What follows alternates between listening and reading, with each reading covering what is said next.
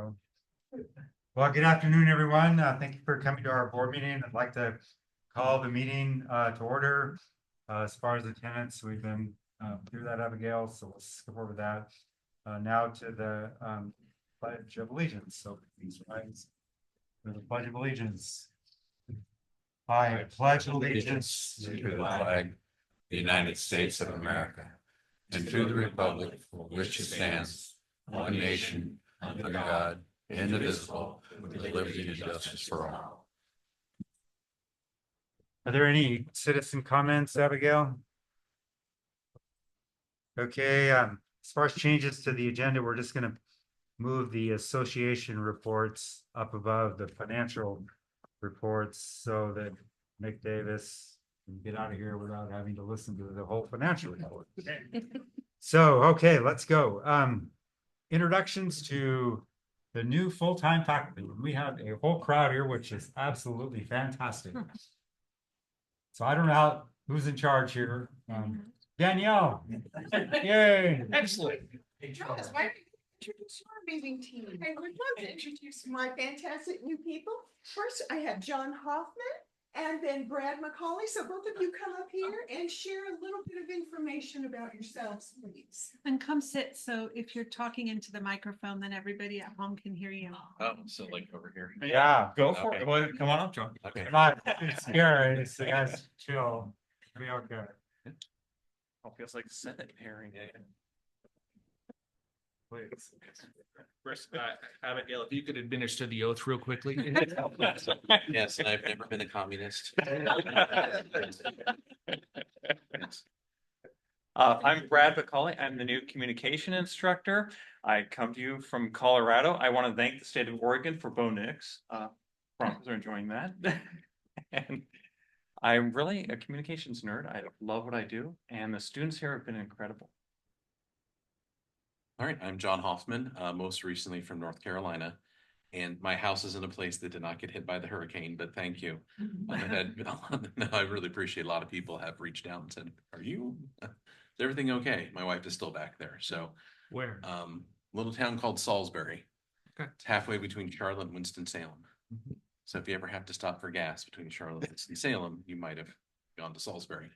Originally from New Jersey, and I am the new visual arts instructor, and I worked at a community college there for about 11 years before accepting the position here.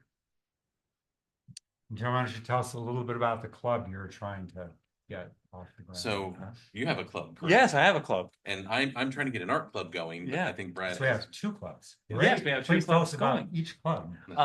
One club that we've reborn is the Nerd Herd.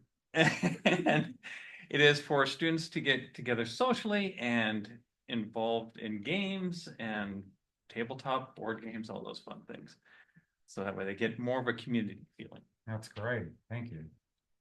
And I am attempting to get students together for an art club just to be able to do some things that fall outside of curriculum normally. And I've had some conversations with the folks at UV Arts, and or see if we can kind of get something going with maybe getting students to be able to do some shows. And my goal would be to I'd like to have a student run gallery, and that's kind of in the works as well. So good. Yeah. Yeah, thank you. Questions for two gentlemen? It's great. Yeah. Go Nerds, go art. All right. Welcome to Thank you Roseburg. very much. Winchester. Yeah, thank you Yeah. very much for coming. Yes. Nice to meet both of you. Come on, Doyle. And one new faculty in my area. He's new in name only. He's a previous full-time faculty who went. You know, part-time. people, I'm not sure people even like, the board even knows for sure who you are. Yeah. I am Keith. Keith Yorgan, Yeah. Dean of Career and Technical Education. Doyle falls underneath my umbrella. Sit down, Doyle. Be nice. You can both. Since I don't think you've ever been at like formally introduced to one of our board meetings, so. No, I try to hide as much as I can. So that's not tonight. So let's start over. So you are the dean Of of. Career and Technical Education. Great. And tell us about your background, like. So for me, I am a criminal justice background, 27 years criminal justice, retired. Was happy doing lots of part-time work and including working here in different roles. And then last fall, I came on as a full-time faculty department chair. Opening was needed when Josh Ogle decided to go over to IT for a while, and I've been covering his position since then. And that got extended through the spring of 25, while Josh continues doing his thing. Okay, great. Well, thank you so much for your help. What did So- you do in criminal justice? I worked 20 years in the jail, and then I worked 7 years with parole probation, Oh, okay. Douglas County Jail? Douglas County. Okay. And you also taught classes here. Yep, I still do. I teach criminal justice and business. Currently teaching 2 classes this term. And business. Yep. Oh, Yep, that was those my. go well together. So. So who's this young man? Is it Young man is Doyle Poole. Doyle? Oh, welcome, Doyle. You didn't recognize me because I don't have my hat on. That's it. Is Doyle just starting here? Yes, after a hiatus of 3 years, 2 3 years? years. 3 years. Part-time. Yeah, his program got closed down, and so he went to part-time. And the automotive program is booming right now. We have tons of students in class, more than we've had in many, many years. And we're also introducing a second year into the program, and Doyle's coming on to help with that. Great. Thanks. That's a good thing. Returning Nobody can full-time. work on their cars anymore. It's all computers. Right, but you gotta know how to communicate with the computers, Mhm. check the wiring. Yeah, Like I said, nobody can work on their cars anymore.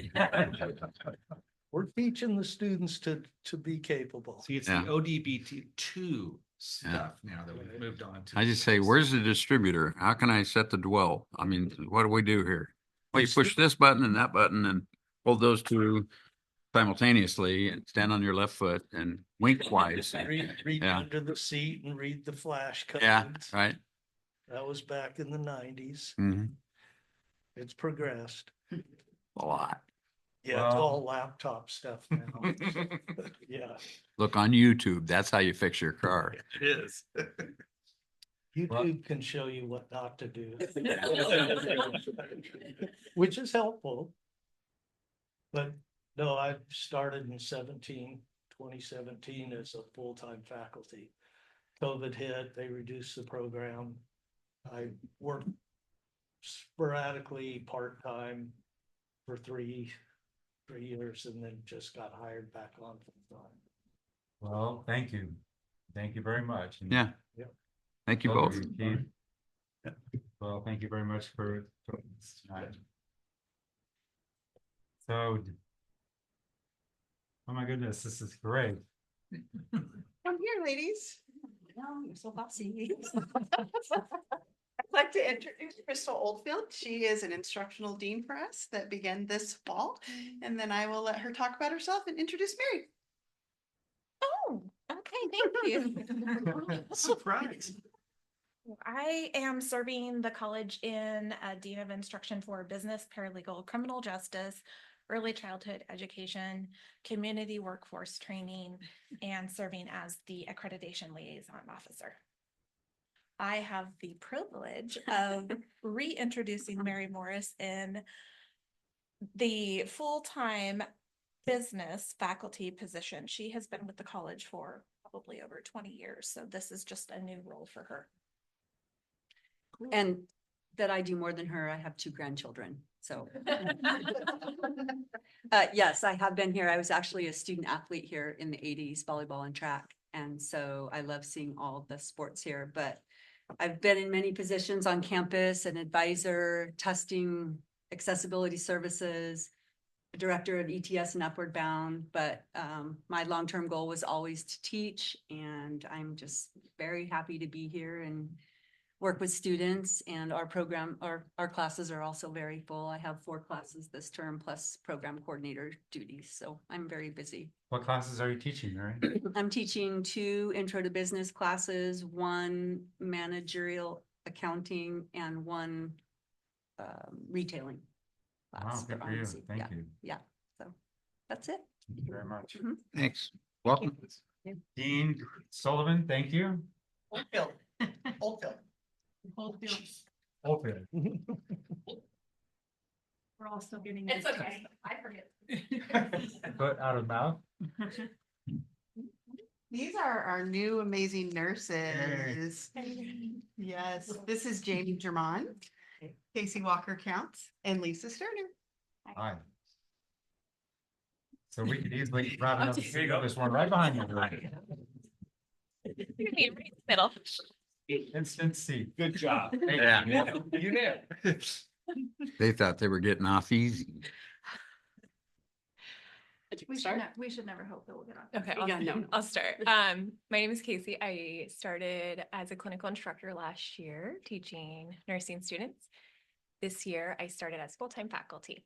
So my nursing experience is I previously worked up in Providence, Alaska, in the ER. I've worked in pediatric settings and in the ICU. I'm Lisa Sterner. This is my third year working here at UCC. I was clinical instructor the last couple of years, and then this is my first year as full-time faculty. I'm shared between the CNA program and the nursing program. So I do a little bit of everything. I've been a nurse for 11 years now. And I worked in the resource pool at Mercy, so I've kind of worked in all the different departments. And then a couple of years ago, I'm actually a UCC alumni for my nursing, and then got a bachelor's through Western Governors and my master's through Capella. And I'm Jamie Germond. I recently moved here from Texas. My husband grew up in the area, and so we moved back to be with family. And I've been a nurse for 20 years. Background is med-surg trauma, ICU at a level 1 trauma center. And before we moved here, I had been teaching at my local community college where I got my ADN. So I'm very passionate about working at community colleges. I like being able to serve our local community and have that accessibility of education to our students. So it's been really awesome to get to move here after having the experience in the community college there and getting to come here. And I have absolutely loved getting to know all the students and getting to learn a new medical system. So it's been really great to be here. Yeah, it's very cool. Thank you, all three of you. We have such a robust nursing program. It's really thriving. So thank you for all your help with our students. Thank you for joining. Thank you. Thank you very much.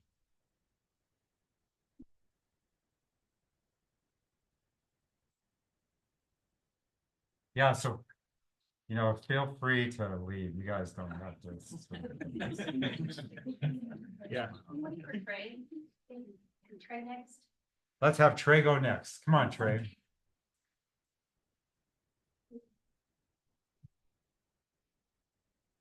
Oh man, Brad was right about this being like a Senate hearing.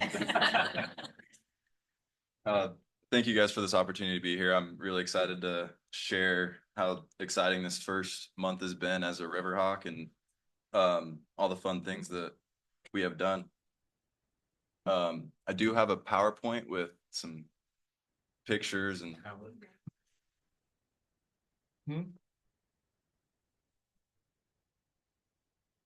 Make sure you introduce yourself while he finds your PowerPoint. Oh, sorry about that. Who you are and a little bit about yourself. So my name is Trey Munn. I'm a civil engineering slash construction management major here at UCC, and I'm from Syracuse, Utah.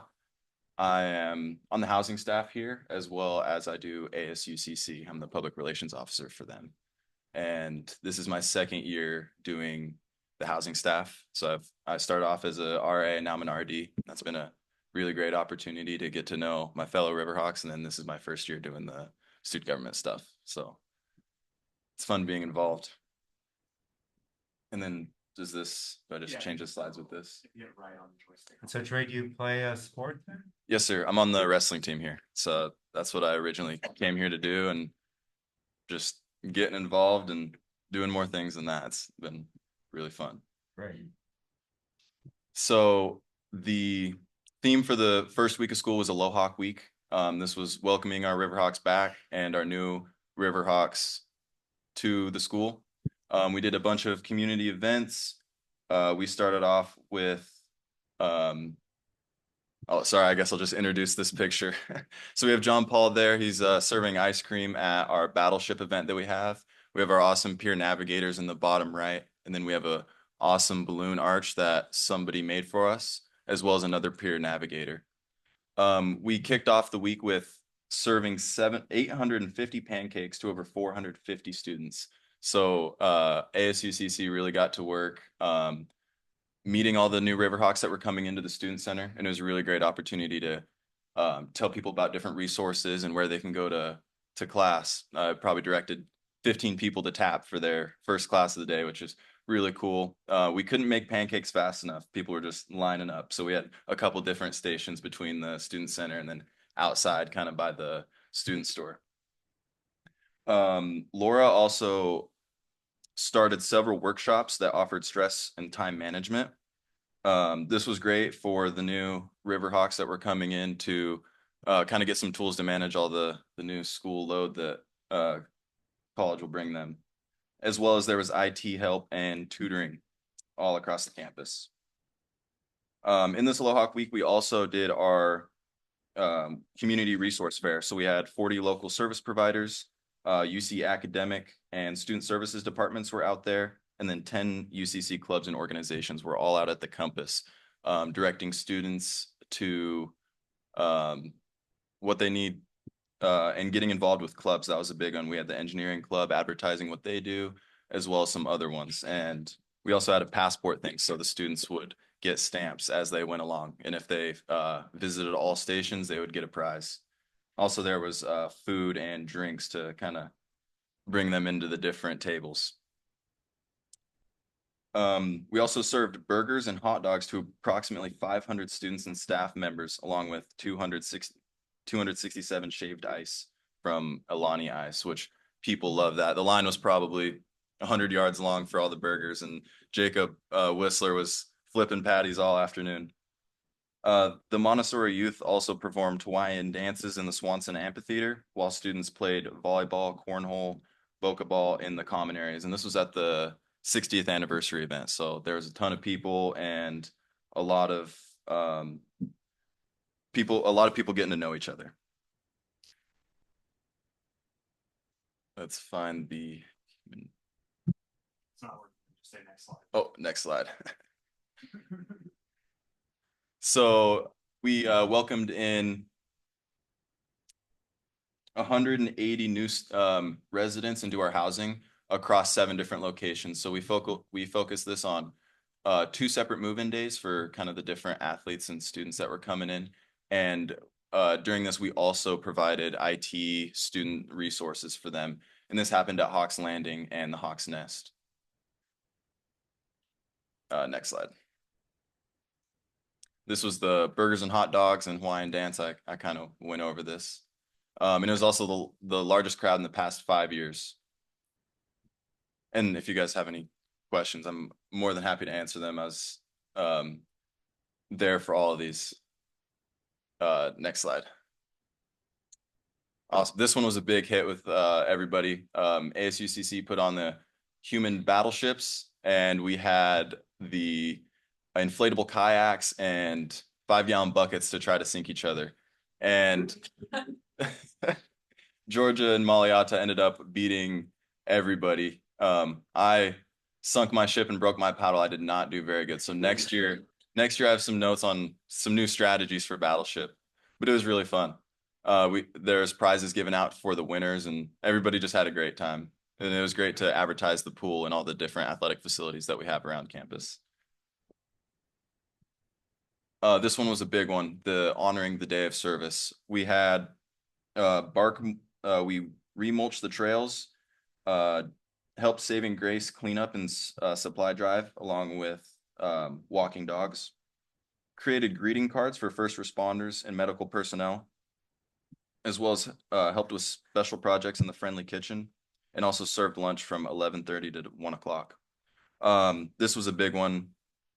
Giving back to the community, obviously not being from here, it was reading about it and hearing stories from everybody involved. Was really shocking how the community helped everybody with UCC, and how Roseburg is just one big tight-knit family. So making sure that the students and athletes see that and know of that community that's here is really important. So that was really cool to see and be a part of my second day of service. Just a quick little stat that I could gather.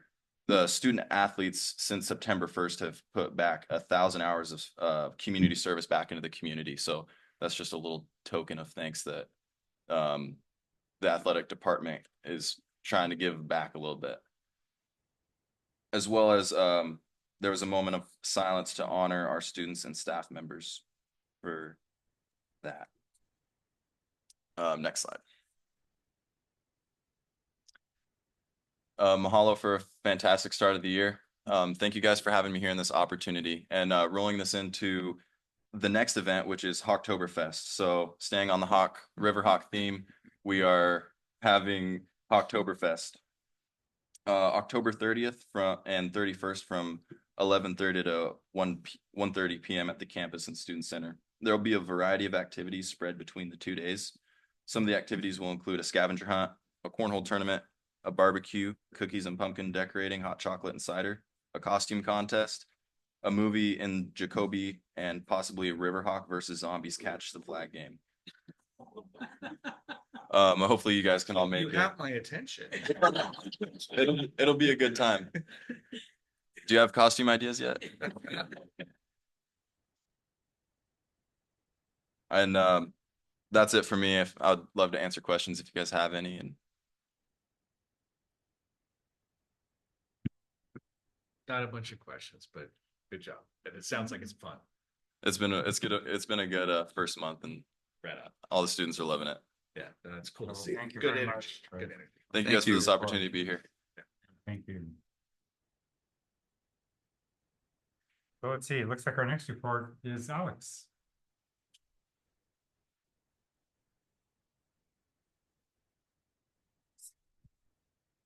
Hello. It really does feel like you're in the hot seat once you sit here. It's a different chair. We designed it that way. So I'm here to tell you about something that's kind of exciting that's happening in our human services program. And that's that we got a grant through the state of Oregon. And I'm sure this is probably still not going to work. Oh, okay. I guess I should tell about myself. So yeah, I am full-time faculty here in sociology and human services. I've been with the college now. This is going to be my 4th year. And I love our students. I'm super passionate about all we're doing, especially in human services, to try to meet the needs of our community. So, yeah. And whereabouts are you from? Originally from. So I'm originally from Florida. That's where most of my family is, but I moved here from Southern California where I did my PhD. Great. Where in Florida is your family? Basically where's being hit by the hurricane right now. So Southwest Florida, so Cape Coral, Fort Myers. Yeah. Any other questions about me? Okay. Tell me about this grant. So I'm really excited about it. So we received a $75,000 grant from the Oregon Department of Human Services Office of Developmental Disability Services. And the goal was they developed this really nice curriculum to train job coaches. So last spring, if any of you all know Les Rogers, who used to work in accessibility, he now works for the school district as a network transition facilitator, basically helping people who have intellectual or developmental disabilities move into the next stage of their life. And he really wanted to see UCC do this because right now, if you want a job coach, there's about a 2-year wait to do so. So once this came out, he was like, this is a great opportunity for students at UCC, which I'll talk about. You can take one class and make some pretty good wages while you're in school, but also it really serves the need that our community has. So next slide, please. So what does the grant cover? So this summer, the grant sent me and then the early childhood education coordinator, Sarah Coyano, to go get trained to teach this curriculum. And as a result, they'll also pay, hopefully, in winter and spring, we plan to offer the class, and they granted us enough money to pay for tuition for 50 students, materials for 50 students, and the cost of the instructor and marketing and grant administration. So that's kind of huge. It's also pretty big because if you go to the next slide, I think it's something that benefits both students, our community members, and also our local businesses. Really what you do as a job coach is you help people look for jobs in the community. And also, even once they get the job, how do you learn the job? How do you keep the job? You know, breaking down more complex tasks into smaller pieces so that they're able to be successful. And then sometimes, especially depending on the specific disability that someone has, they may have to help with things like eating lunch on the lunch break, or maneuvering around the workplace. And I have a quick video that I think kind of makes it a little bit more concrete. Can you start the video at 1:13? Because I don't want to play the whole thing. Okay, let's see. It's not a super long video anyway, but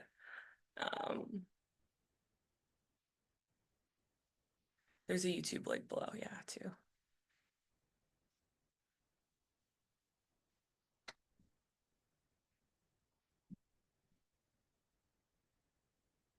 Yeah, like right there, yeah, where he starts. We print out a two-sided menu. And so he takes plenty of menus with him, and then we have printed envelopes. And that way, the customer, they just circle on the menu what they want. They put it with the envelope. On the envelope, they can put their credit card or their cash in it. They put the total of their order, and there's a place for additional tip for him, and then the delivery charge. So he brings it back to us. We enter the order in, get it hooked up, and put the change or the credit card back in the envelope, and he takes it back to them. It's very easy. I thought Speedy J. he was available for other places too. I thought, well, that's great. I think most of the employers that I work with or talk to, they don't really care if a person has a disability. They need their work done. They need their pile filing done. They need stapling done. They need postage prepped for the post office during the day. And they don't care who does it. They just need it done. And the nice part that employers share is that the people that they've hired who may have an obvious disability are probably some of the most reliable and dedicated and motivated workers they have in the workforce. You can cut that off there. If you're interested in the video, I can always get that presentation out, but I think it's cool because basically if once someone's trained as a job coach, they can help someone get into a position like that so that they can have a sense of employment. And the thing I always tell people is think back to like when you got your first job. You got a little money in your pocket. You can maybe buy, you know, a new CD that you wanted or a record that you wanted. You maybe made some friends. It gives you a sense of self. So I think what's really rewarding for students and the people I've talked to who've worked at job coaches is they get to work themselves out of a job eventually because eventually the person's independent in the workforce. But they also get to see this person really get integrated in their community and not just be stuck at home. Yeah. So there's benefits to students. Local employers are and will be hiring for this role. We recently had, I believe it's Premier is the name of the company, come and they want to start up a job coaching program so that folks can they can provide these services. So they're looking for people they can hire. And the pay's not bad, anywhere from $19 to $26 an hour. They really need people on evenings, weekends, that kind of time when it's really perfect for students. Really, students will get 3 college credits that can be an elective as part of their degree in human services or towards another degree. And then even for students going into education, nursing, business, other fields where they'll work with disabilities, the curriculum more broadly teaches you like, how do you work with someone who has a substantial disability? Because a lot of folks, especially like in nursing, if you talk to nursing students, they say, well, you know, really until I got into the field, I never encountered or realized how to interact with someone with disabilities. It benefits the people in our community with intellectual and developmental disabilities. When I talked to Les, he said at our ESD right now, about 15% of our students are graduating with an IEP and may need some kind of services as they transition. So this is huge in terms of that. It helps people establish their community connection. You feel good about yourself when you've got a job. It improves their economic well-being because generally you can keep some of your benefits, but also again, be bringing in a little bit of money. And generally they've shown it's good for people's health. And Next slide. Oh, no, not that far. And then finally, like I said, there's a 2-year wait right now for job coaches if you even wanted one. So much so that a lot of the special education teachers have kind of just stopped trying to get job coaches for their students, because it's like, if it's going to take that long, why would we even try if the resources aren't there? And then employers really like this too. They say oftentimes the people they hire through this are some of the most dedicated, reliable employees who want to be there, who want to be working. And I think it's good for customers too, right? I think it's good if we see all different kinds of people in our community working, being productive. And there's a lot of jobs we need filled in our community. So I think that's the other kind of perk of it. So I'm really excited about this. What questions do you all have?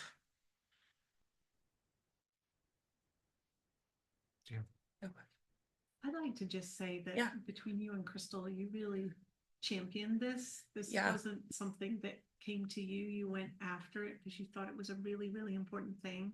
I remember those emails like, hey, Yeah. look at us. We really want to do this. Yeah. And so amazing job, because I think it took a while for some of us to realize how cool this was going to be and Yeah. get behind you. So thank you. And I will say, I couldn't have done it without Crystal. Crystal really helped get the ball rolling and everything in place.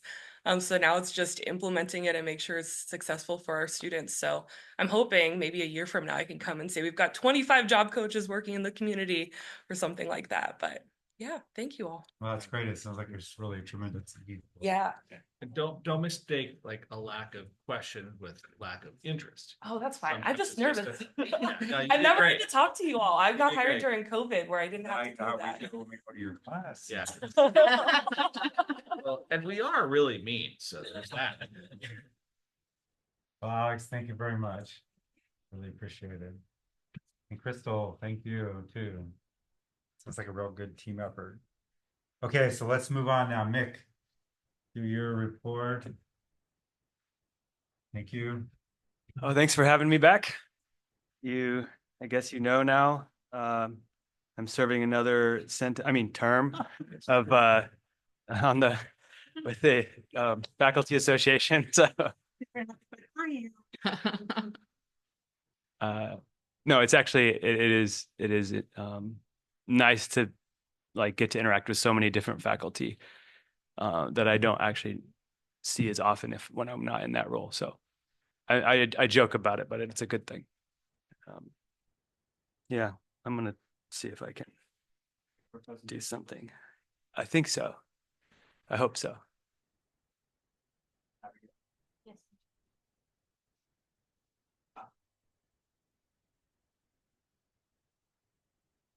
See, Mick never comes up without a slideshow.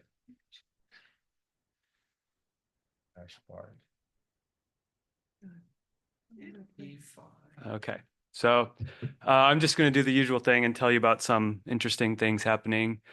As you know, we had a huge enrollment bump, so people are kind of pretty busy trying to keep up right now. And so I have a fewer things maybe than usual to talk about because people didn't really have time to tell me about all this stuff. So maybe, I'm sure there'll be more next time, but let's see what I got this time was from Bart initially, because Bart is always ready to share what he's doing. And so he had some students and faculty, some of the ones that we met tonight, actually, he took them to see a play with UACT, The Mousetrap. And he's been spending a lot of time promoting theater in classes around campus and with clubs and at events, including the 60th anniversary celebration where he served as the MC. And I'm sure that there's even more because I can't keep up with everything that Bart does. It's just amazing. Okay, next slide. Welding had a pretty amazing, I wish I had some pictures, I don't, but this is a pretty amazing event. So they hosted a summer seminar called Unlocking the Hidden Costs of Welding. This was in June. They had 22 participants. They included people from industry, local high school instructors and other high school stakeholders and UCC faculty. So they had a bunch of different session topics covering all kinds of interesting advancements and new ideas in welding. And it was such a hit that they're already planning the next one. Okay. And so this is an opportunity for really the local high school instructors to work with our instructors and the people in industry and sort of make sure that everybody's at the cutting edge of what we're teaching. And I kind of wish I'd have been there. I mean, I'm not really much of a welder, but it just sounded so cool when he was describing it. I was kind of jealous to miss it. So, okay, next slide, please. I've set up through the OPERT grant and the Workforce Ready grant that we have. Right now, I have nine STEM activities, 6 field trips. And these include trips to local universities to tour those. We're going to go to visit Umpqua Research down in Myrtle Creek. We're going to visit the Advanced 3D Printing Lab at UO. Here's an example of some of the things they do. That's a corneal implant structure that they're 3D printing. So they do some of the highest resolution printing in the world at this lab at UO, which is brand new. And so we're going to go tour that. And then we have some of the usual OPERC related trips and things like that where students can go and learn about that program. So overall, I think it's 9 activities and 6 of them are field trips. And the other ones are guest speakers and things like that. So that's for fall and winter. And then hopefully in spring, there'll be a few more. Okay, next slide. I just wanted to throw this up there. I'm not going to go through all the detail, but 2 of the OPERC students that we had from last year spent the summer doing paid research internships at the University of Oregon.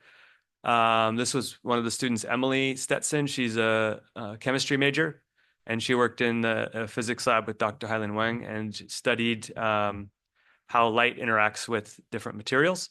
And that's her poster that she created at the end of her research stint there over the summer. And okay, next slide. And then we had another student, Gina, and she is a physics major, and she's studying how sound travels across barriers between different materials.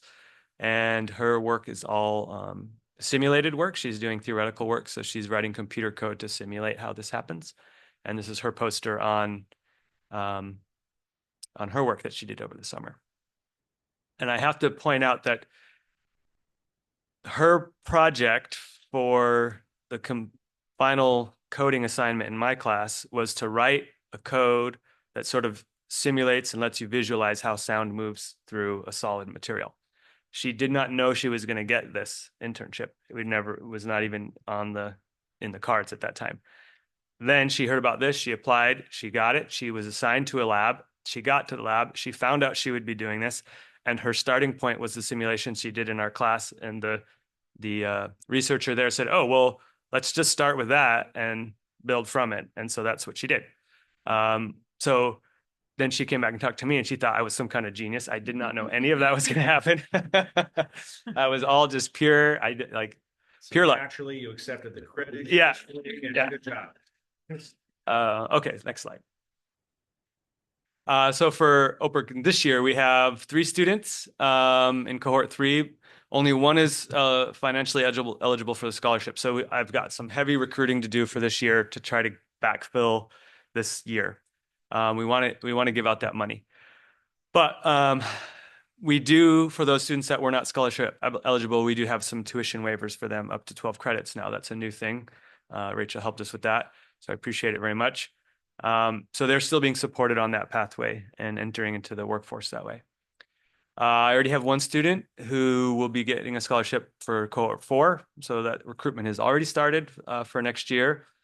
And OPERC is sort of a hot ticket right now, hot enough that we got a special meeting with the director of the National Science Foundation when he was visiting the University of Oregon. So Dr. Pankrat joined us for that, and thank you for driving up. And so now we're just trying to ramp up OPERC and make it even better and add more visits to our industry partners for students early on in the program, and just making sure that we're keeping up with our reporting to the NSF, which is getting kind of heavy now that we have a total across all the institutions. We have 40 students now into the program. So, okay, next slide. I think that's it. Yes. Okay. Any questions for me? What help do you need recruiting? Well, for cohort 3, that's students that are in their last year at UCC. And so that's here on campus. I'm just trying to get into the classrooms, which I was actually going to do early this week, had to postpone a little bit. And get into the math and other STEM classes and say, if you like science, but you're not sure what you want to do, come check this out. And we have our big recruitment event on November 2nd. So hopefully get them on the bus up there to visit UO and think about applying. And if we can get them applied in the fall, we can start their scholarship in the fall. That would be ideal. And I know we have a lot of students like that. 2 of our students from last cohort recruited that way. They came in from that year. They were just here taking classes. They knew they liked science, but they didn't really know what they wanted to do. So I've just got to get into the classrooms and do that and try to do some advertising. For cohort 4, that means basically looking at the students that are in their first year at UCC now. And so that's still recruiting, but it's not as tight. And plus, since you can predict the future, that's really handy. Yeah. I only talk to the students I already know are going to do it. Yeah. We'll probably have a no-cost extension because we're a little bit behind in the recruiting, mostly because of COVID. The huge jumps in enrollment are going to help with that. But we still have more scholarship money to give. So we'll probably do a no-cost extension and have a 5th cohort. So that means I actually do need to go to the high schools this year and recruit for that 5th cohort. So, but that's going to be later when things settle down a little bit. So, other questions? Well, thank you very much, Mick. And, Thank you. Please, share with faculty as you're, out talking to them and stuff, that board is, we're really aware of the extra number of students we have this year and mindful of how much, additional work it is for everyone. Okay, I'll do that. Tell them how much we appreciate all their efforts, and it's not unnoticed, we don't take it for granted. So Thank you. Appreciate it. Thank you very much. So are there any other association reports, anything that would go in? Oh, David, would you like to speak? No, I think you covered most of it. Trey took care of it. Oh, okay. in the Presentation. Yeah, we said hello earlier. Yeah, just want to make sure you had an opportunity. Okay. Came all this way. Thank you. Thank you for joining us. Okay, so we'll move on then to the financial report. Natalia Brown.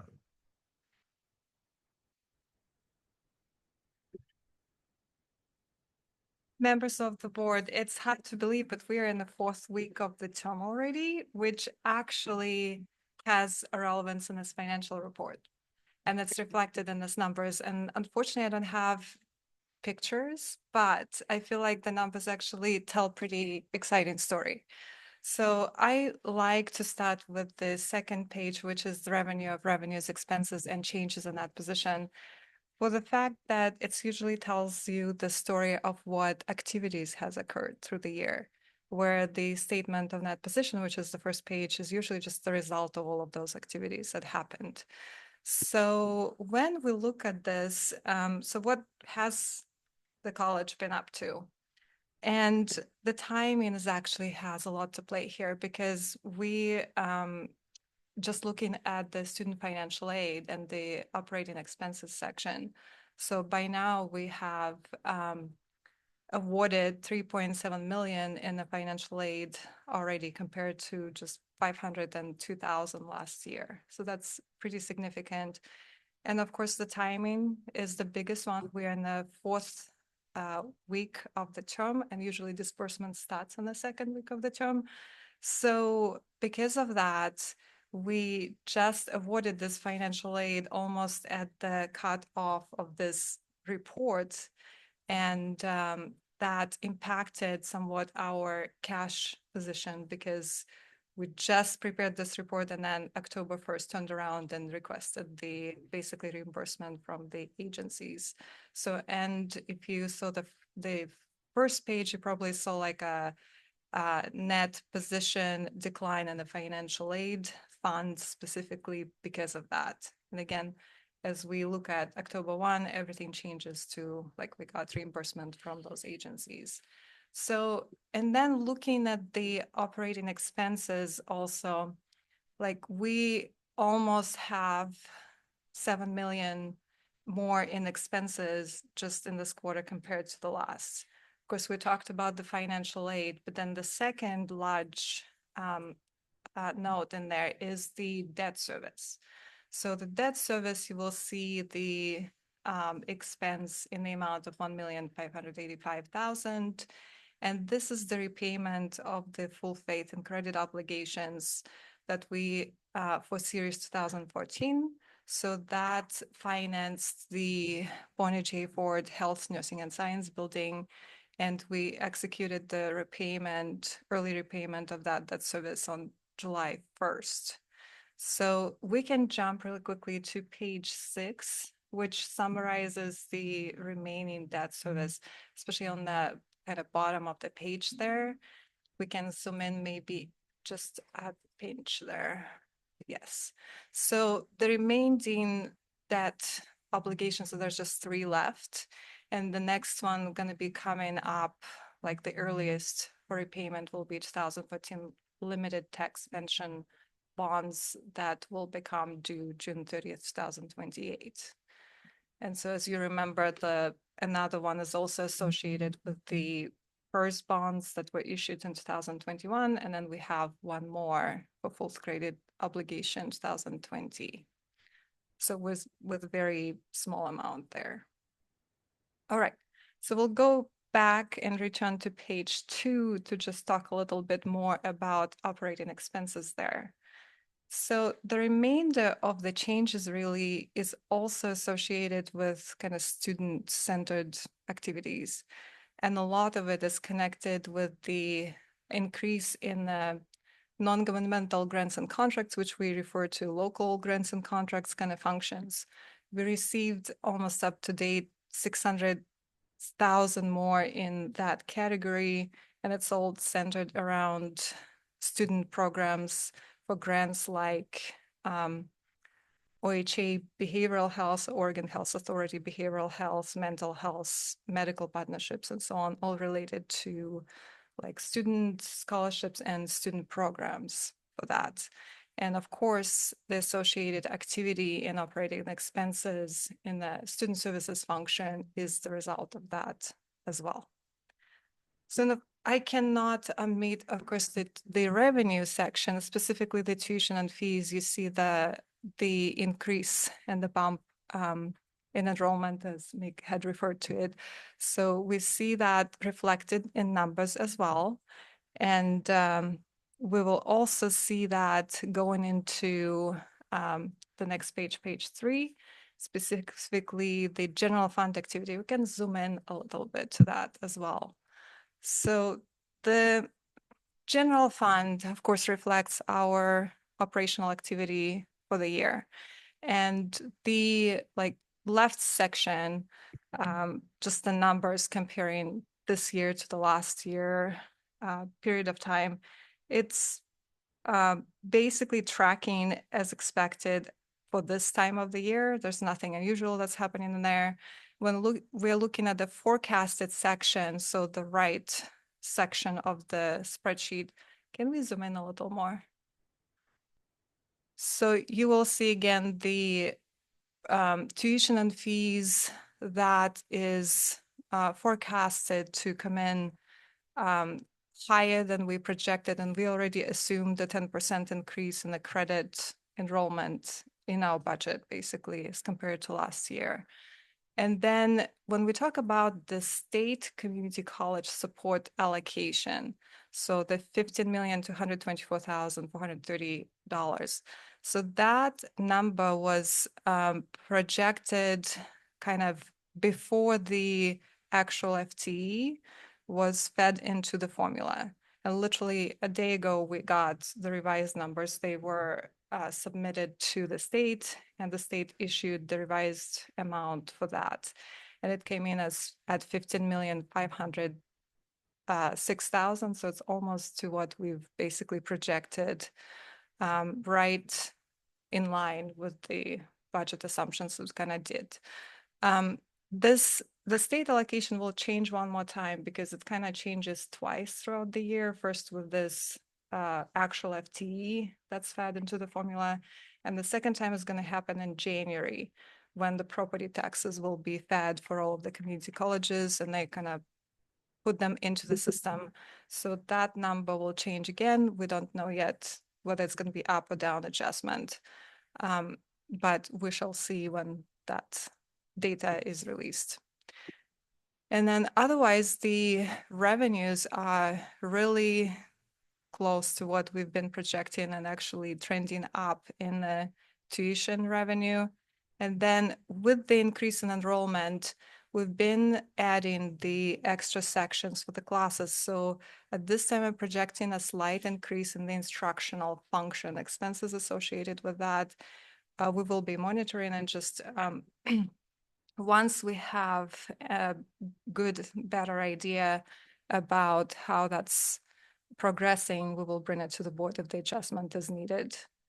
And overall, in summary, the college is in a strong position and driven by the increase in enrollment and also the proactive financial management. And while we've seen some significant changes in this quarter, we were able to effectively manage that. And our financials reflect the solid foundation for a continued growth. Be happy to answer any questions.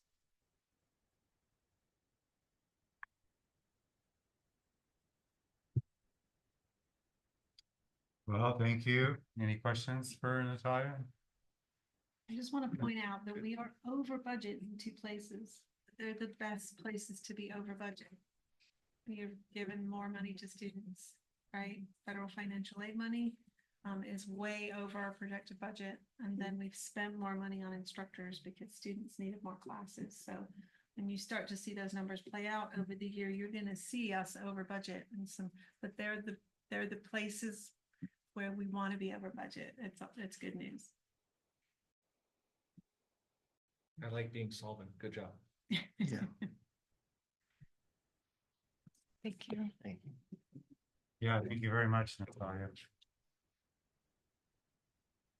Okay, let's see, where are we? I think it's Dr. Brand, Okay.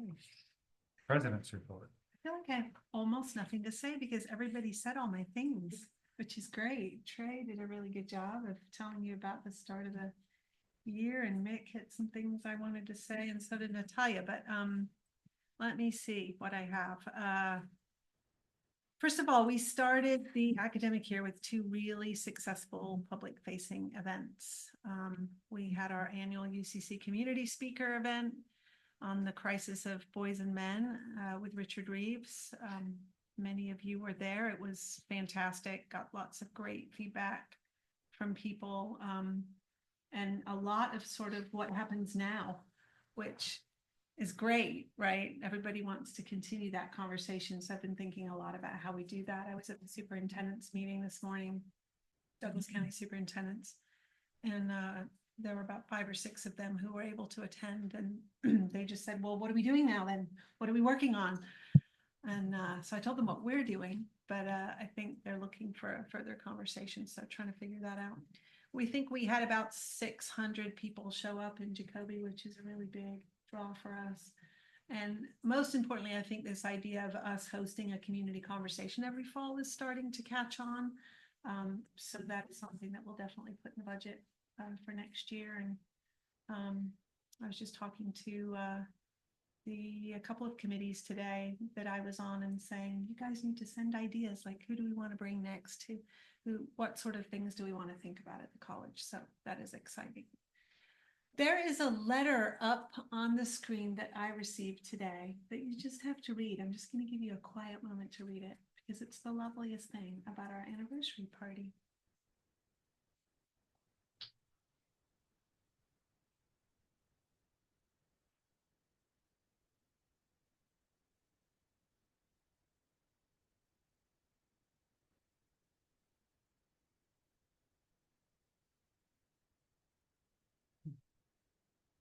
So some of you, I think, met Tim, but he was He was the one walking around in a Letterman jacket from 1977. It was really cool. I couldn't believe he still had it.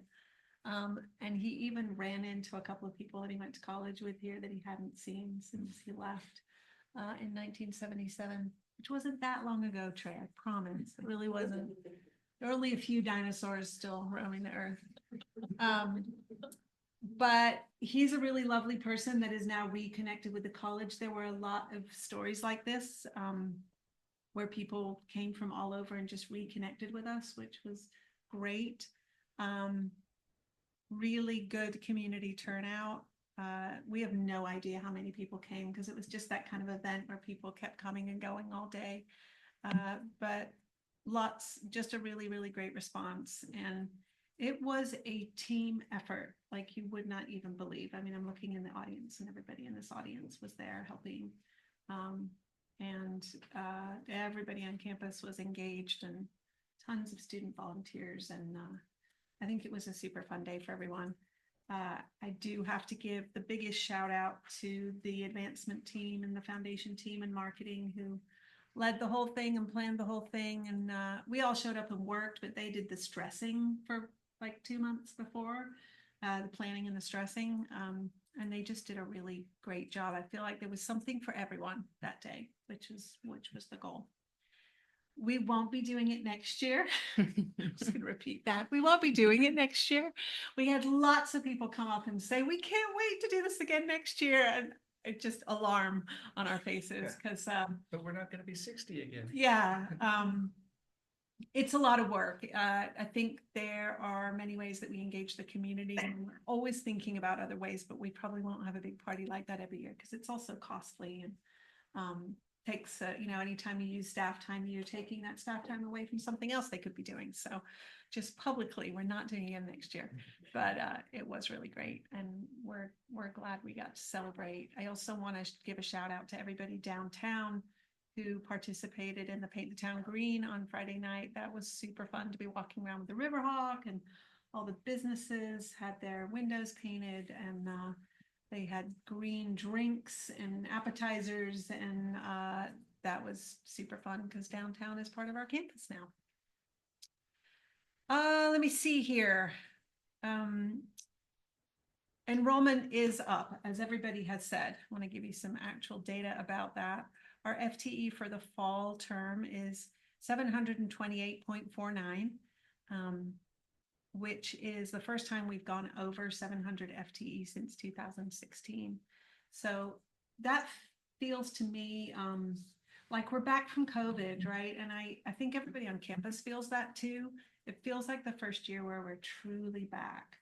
People are truly back to classes, like completely engaging with our campus community, and it has a whole different energy and feels pretty great. Our enrollment is leveling out at about a 25% increase in week 4. And just to make sure everybody understands, on the revenue side, that looks more like 11%, right? Because of the number of credits that students take. So there's a bit of a difference there, but it's still great, and we're really excited. And people are working really, really hard because of that in the best way. There's all that energy, but that means there's 25% more students in the classes and 25% more students who need advising and financial aid and all of those things. And then as a reminder, we changed our calendar this year too. So everything happened 2 weeks early as well. We met today as a committee. I formed just a short-term working committee that's going to look into whether this was a good idea or not. This is one of those things that nobody's necessarily attached to, that we changed the schedule, started 2 weeks early, and we'll finish before Thanksgiving. But we want to make sure we collect all the data that we possibly can on whether it's better for students, whether it works for faculty, whether it works for our operational folks who had to do everything a couple of weeks early. What will happen in that larger time we have off? Will that be useful time that staff will be able to capitalize on moving some projects forward? Like all of the ramifications. That group is going to work weekly on gathering all that data and getting input from everyone. And then we will be trying to come to a decision by the end of January on what we're going to do for next year. Our folks who schedule classes and program things in the system are very annoyed that they don't know what the schedule is going to be for fall 2025, but they assure me that if we get that to them by the end of January, it will still be okay. So lots of information to gather on how people are feeling about that. Let me see here. We talked about advising. We talked about the enormous amount of money that financial aid has given out. And I think that's it. You talked about how many students are in housing. You just stole all my thunder. 192 students are in housing currently and probably rising as well. So we are busy here at UCC. Trey, you said you were an RD and used to be a RA. What does that mean? So I was a resident assistant at one specific location last year, and this year with the expansion of Hawks Hideaway, that adding around 30 residents, the downtown area is becoming bigger. So Brittany decided to create a position for the downtown area, which is going to be the resident director position. So you just have all of downtown. Yes, sir. Yes, sir. Okay. Except for Hawks Nest, that's its own. That's great. That's its own. So RA. resident downtown. You got a promotion. Yeah, that's awesome. Congratulations. Okay, we have one piece of new business, resolution number 3. And my hunch is that this is tied to the grant that Alex talked to us about. Is that correct? Yes, Yeah, absolutely. okay, great. Yes, that resolution is asking to increase appropriation in the student services function in the amount of $74,923 for the implementation of the grant that Alex described to you. I move that we do it. It's perfectly teed up. So we just need a motion to approve resolution 3. Yes, I move that. Okay, it's been moved. Guy seconded. Any discussion or questions? All those in favor, aye? Aye. Okay, motion passes. Twyla, did you vote? Twyla's on Zoom, yeah. everybody. Yeah. She says I vote to approve. I saw it Oh, yeah, in the she chat put in the box. Oh, she put it in the chat. Hey, hi, Twyla. Oh, wait. Never knowing. Thank you. Okay, great. So the motion carries, and that brings us to the end of our agenda. Any concluding comments for the good of the order, board members? Okay, great. So we'll all be here. Oh, Erica. I was just going to say on behalf of the Roseburg Blocktoberfest Planning Committee, thank you very much to Umpqua Community College and the athletes for all their volunteer work. Yep.